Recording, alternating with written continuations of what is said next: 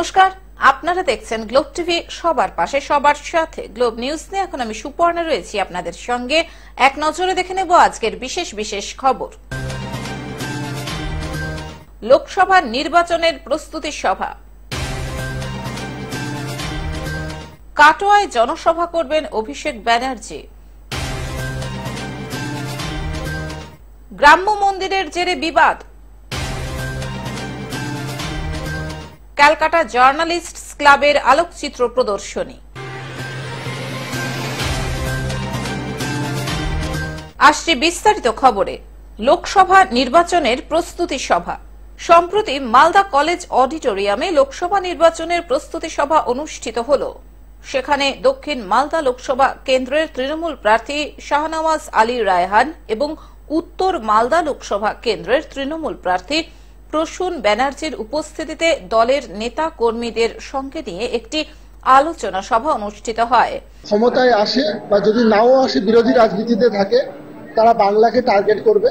কারণ বাংলা এখনো সেই দুর্ভেদ্য দুর্গ যেটা তাদের কাছে পতন হয়নি। গোটা ভারত বিজেপির দখলে এলেও তারা বাংলাকে পায়নি, এবং বাংলাকে দখল করার জন্য তারা সিএএ কে এখানে প্রয়োগ করার চেষ্টা করবে। এর জন্য আমাদেরকে বিজেপিকে পরাস্ত করতে হবে। সিএএ হচ্ছে সেই আইন যেটা কনস্টিটিউট অ্যাসেম্বলিতে আমাদের সংবিধান রচয়িতারা, যারা স্থপতি ভারতীয় সংবিধানের, যে মূল্যবোধগুলোর উপর ভারতীয় সংবিধানের ভিত্তিটাকে রেখেছিলেন, সমতা, মর্যাদা এবং জাতি ধর্ম নির্বিশেষে সকলের সমান মর্যাদা, সেই ধারণাটাকে পুরো ধূলিসাৎ করে দেয়। দুই প্রার্থীর সঙ্গে উপস্থিত ছিলেন রাজ্যের উত্তরবঙ্গ উন্নয়ন দপ্তরের রাষ্ট্রমন্ত্রী সাবিনা ইয়াসমিন, বস্ত্র দপ্তরের রাষ্ট্রমন্ত্রী তাজমুল হোসেন, মালদা জেলা পরিষদের সভাধিপতি লিপিকা বর্মন ঘোষ, তৃণমূলের জেলা সভাপতি তথা বিধায়ক আব্দুর রহিম বক্সি, দলের জেলা চেয়ারম্যান সমর মুখার্জি প্রমুখ। এদিন নির্বাচনী প্রস্তুতির সভা মঞ্চ থেকেই বিজেপি ও কংগ্রেস হটাও ডাক দিয়েই আলোচনা শিবির চলে। সেখানে তৃণমূলের দুই লোকসভা কেন্দ্রের প্রার্থীরা দলীয় নেতা কর্মীদের সঙ্গে নিয়ে নিজেদের মতামত বিনিময় করেন। ফার্স্ট অফ অল হচ্ছে যে হ্যাঁ, ঠিকই বলেছেন, আমরা নতুন রাজনীতিতে এবং আমরা শিখতে আগ্রহী। আমরা শিখছি। আমাদের সুযোগ্য নেতৃত্ব সিনিয়রসরা আছেন রাজনীতিতে, যারা আমাদেরকে সঠিকভাবে পরিচালনা করছেন এবং তাদের গাইডেন্স অনুযায়ী আমরা অক্লান্ত পরিশ্রম করছি। যদি কোথাও কোনো আমাদের ত্রুটি থাকে সংশোধন করব।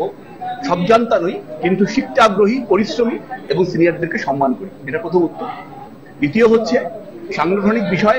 আমি নিশ্চয়ই I am not suppose to discuss in front of media, but আমি আপনাদেরকে শুধু এইটুকু ব্রড স্পেকট্রামে বলছি, আমরা তৃণমূল কংগ্রেস মালদা জেলা, আমরা একদম অর্গানাইজড একটা ফোর্স।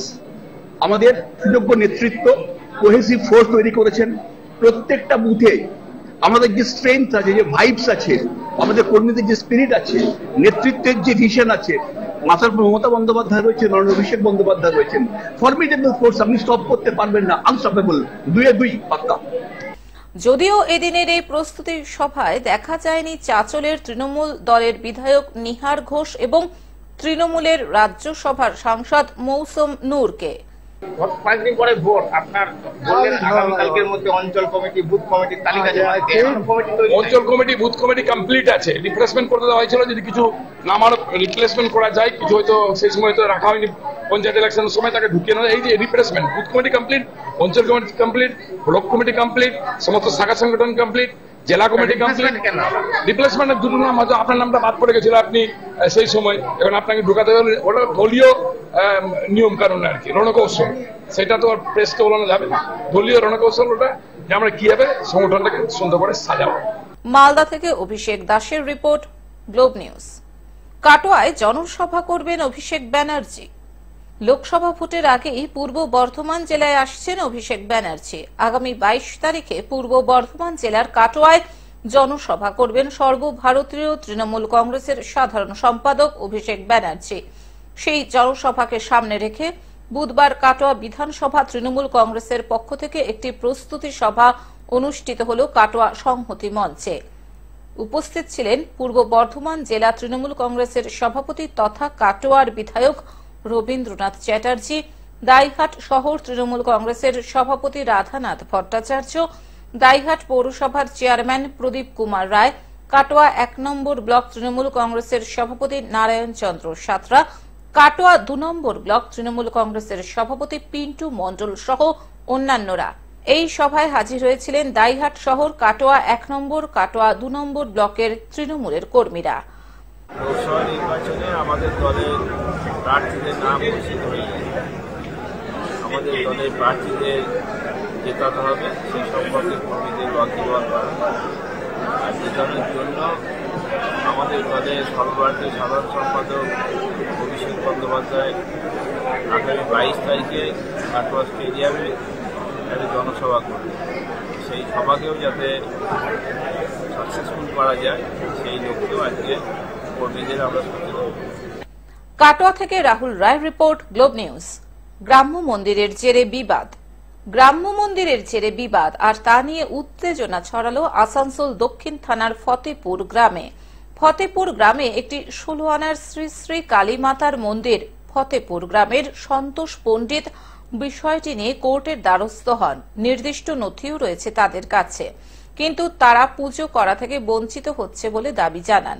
গ্রামের একাংশের বাসিন্দারাও নাকি ওই মন্দিরে তালা দিয়ে রেখেছে বলে অভিযোগ করেন। যদিও বিষয়টি নিয়ে আদালতের দ্বারস্থ হয় পরিবারটি, এরপর আদালত তাদের পক্ষে রায় দেয়, কিন্তু সেই রায়কেও অস্বীকার করে গ্রামবাসীরা। বুধবার সকালে পুজো করার জন্য তারা মন্দিরে যান। তখন কোর্টের রায় থাকা সত্ত্বেও মন্দিরের দরজার তালা খোলা সম্ভব হল না। পুলিশ কোর্টের রায় নিয়ে গ্রামে আসে, কিন্তু শেষ পর্যন্ত মন্দিরের তালা খোলা হয়নি। ওই পরিবারটি মন্দিরের বাইরেই শেষ পর্যন্ত ঢাকঢোল বাজিয়ে তাদের পুজো সম্পন্ন করেন। অন্যদিকে গ্রামবাসীরা সম্মিলিতভাবে ওই পরিবারের বিরোধিতা করেন। গ্রামবাসীদের দাবি মন্দির সবার, কিন্তু ওই পরিবারটি নিজেদের দখলে রাখতে চায় মন্দিরটি বলে জানায় গ্রামবাসীরা। মন্দিরে সবাই পুজো করুক এমনটাই চাইছেন গ্রামবাসীরা। আর দুপক্ষের এই দ্বন্দ্বে মন্দির রইল তালাবন্ধ অবস্থায়। আইন শৃঙ্খলার প্রশ্নে পুলিশ ও আদালতের রায় থাকা সত্ত্বেও মন্দিরের তালা খোলাতে পারলেন না। শেষ পর্যন্ত পুজো হলো মন্দিরের বাইরে, দাঁড়িয়ে থাকলো পুলিশ। এসে এখনো পর্যন্ত তালা খোলাতে পারিনি। আমাদের পুজো করার জন্য এরকম ফল দল সবকিছু আনা আছে। আমাদের যত লোক আছে সব উপবাস আছে। আমাদের মন্দিরে সবকিছু ডিগ্রি আমরা পেয়ে গেছি, তার জন্য ডকুমেন্টসও দিয়েছি। আমার কাছে কাগজ আছে, তার জন্য এই কাগজ আছে। আমার সবকিছু ডিগ্রি এর বড়বাবু আমাকে নিজে রিসিভ করে দিয়েছেন। এর সবকিছু থাকাকালীনও এখনো পর্যন্ত পুলিশ এখনো আমার কোনো কদর করছে না। আমি জানি না পুলিশ কেন করছে না, এটা আমি বুঝতে পারছি না। কিন্তু পুলিশ আমাকে বলেছিল যদি তুমি সন্তোষ পণ্ডিত অর্ডারশিপ পাও তা আমি নিজে দাঁড়িয়ে থেকে সব কাজ করাবো। কিন্তু এখনো পর্যন্ত 12টা বাজতে চললো, এখনো পর্যন্ত কেন কিছু অ্যাকশন হচ্ছে না আমি কেন বুঝতে পারছি না। আসানসোল থেকে সৌমিত্র গাঙ্গুলির report, Globe News. Calcutta journalists ক্লাবের আলোকচিত্র প্রদর্শনী। আজ কলকাতার আইসিসিআর প্রেক্ষাগৃহের নন্দলাল বোস ও যামিনী রায় আর্ট গ্যালারিতে সাড়ম্বরে শুরু হল ক্যালকাটা জার্নালিস্টস ক্লাবের 7ম বর্ষ আন্তর্জাতিক আলোকচিত্র প্রদর্শনী ও প্রতিযোগিতা। এই প্রদর্শনীতে দেশ বিদেশের 179 জন চিত্র গ্রাহকের প্রায় 450টি ছবি থাকছে। প্রদর্শনীতে nature and landscape, wild life, peoples and street ও মনোক্রম এই 4টি বিভাগ থাকছে। প্রতিটি বিভাগেই প্রতিযোগিতা ও আকর্ষণীয় পুরস্কারও থাকছে। প্রদর্শনীটি সর্বসাধারণের জন্য আজ থেকে 17 মার্চ পর্যন্ত প্রতিদিন বিকেল 3টে থেকে রাত্রি 8টা পর্যন্ত খোলা থাকবে। এই প্রদর্শনী সর্বাঙ্গীন সার্থক করে তোলার আহ্বান জানিয়েছেন ক্লাবের সভাপতি প্রান্তিক সেন ও সম্পাদক ইমন কল্যাণ সেন।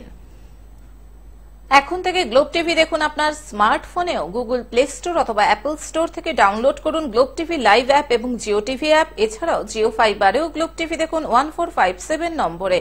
আজকের মতন গ্লোব নিউজ এখন এই পর্যন্তই। দেখতে থাকুন গ্লোব টিভি, সবার পাশে সবার সাথে। নমস্কার।